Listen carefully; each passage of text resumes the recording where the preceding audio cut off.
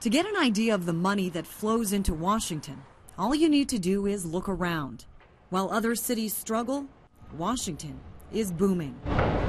Peter Schweitzer, a research fellow at Stanford University's Hoover Institution, says the reason for this is that politics itself has become a business. When you look at the power equation in Washington, D.C., whether you're talking about a businessman, a lobbyist, or a government official, who has the ultimate power? In his new book, Extortion, he argues it's lawmakers with that power and shows how they've turned it into profit by manufacturing disaster and delaying policy. There is not money to be made by solving problems. Money is made during a time of crisis. In 2011, it was the Wireless Fair Tax Act to restrict new taxes on cell phone providers, delayed several months by Speaker of the House John Boehner. During that time, he raised nearly $680,000 from groups in favor of the bill, but also more than $100,000 by groups opposed to it.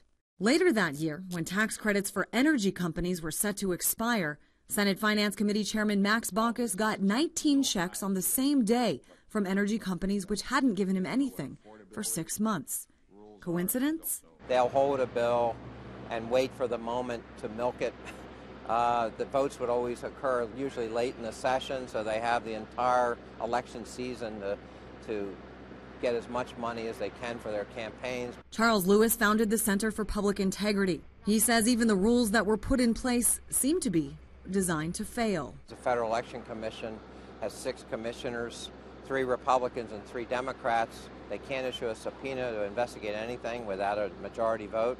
God, it's a funny thing, every time it's 3-3 and there's no investigation. Now, there are other laws in place, but they were written vague enough that lawmakers and, more importantly, their fundraisers can get around them. To the extent that government can do something to you, it can do something for you. And there's money to be made or money to be lost either way. Schweitzer says it often comes about through old-fashioned extortion.